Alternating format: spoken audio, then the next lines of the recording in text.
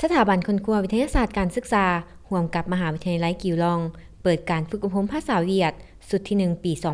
2025วันที่11เมษายน2025ที่สถาบันค้นคว้าวิทยาศาสตร์การศึกษามีพิธีเปิดฝึกอบรมภาษาเวียดสุดที่1โดยเป็นเกียรติเข้าร่วมของท่านปริญญาเอกสำราญพันขวงศ์รองรัฐมนตรีกระทรวงศึกษาธิการและกีฬา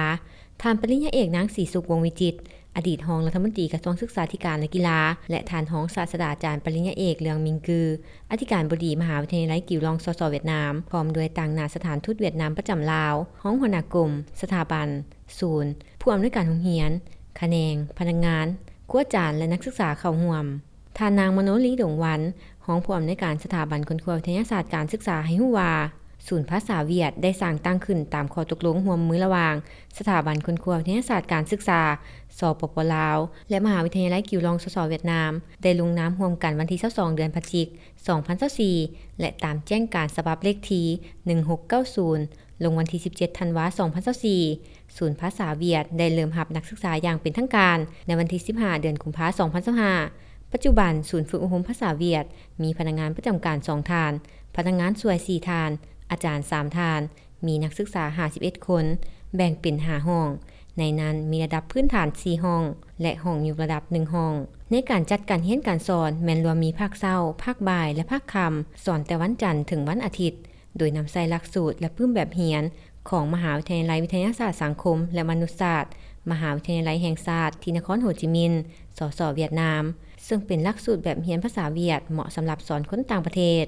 สำหรับศูนย์ฝึกอบรมภาษาเวียดนามได้รับการสนับสนุนการช่วยเหลือทางด้านเครื่องมืออุปกรณ์การเรียนการสอนที่ครบสุดและทันสมัยจากมหาวิทยาลัยกิวลองจากการประสานสมทบของสถานทูตเวียดนามประจำลาวที่ได้สนองทรัพย์ซ้อนครูอาจารย์เสี่ยวซานภาษาเวียดที่มีบทเรียนประสบการณ์มาสิสอนในศูนย์นอกจากวิธีการสอนแบบดั้งเดิมอาจารย์ยังได้มีความห่าวหันในการนำใช้เทคโนโลยีที่ทันสมัยและวิธีการคือใส่โปรเจคเตอร์ซอฟต์แวร์ปฏิบัติการออกเสียงและวิดีโอตัวอย่างฝึกเขียนและพิมพ์ภาษาเวียดในคอมพิวเตอร์แนะนำการนำใช้เครื่องมือ AI ChatGPT เพื่อนำใช้เข้าในการเรียนภาษาเวียดและในเวียกงานของแต่ละคนประเภทบัญชี ChatGPT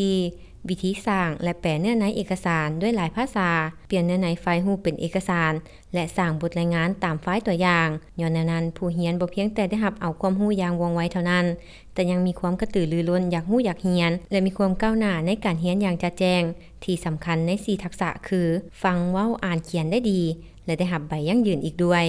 โอกาสนี้รองศาสตราจารย์ปริญญาเอกเลืองมิงกือได้กล่าวเปิดสุดฝึกอบรมอย่างเป็นทางการและจะสุ่มทุกความสามารถเพื่อประกอบส่วนให้กับทั้งฝ่ายลาวเฮ็ดให้ศูนย์ดังกล่าวเป็นบ่อนเรียนภาษาเวียดที่ใหญ่ที่สุดในสปป.ลาวพร้อมทั้งขอให้ผู้ที่เข้าร่วมฝึกอบรมในสุดที่1นี้ประสบผลสำเร็จในการเรียนภาษาเวียดให้มีความคล่องแคล่วและนำใช้เข้าในการศึกษาเวียกงานและชีวิตของตน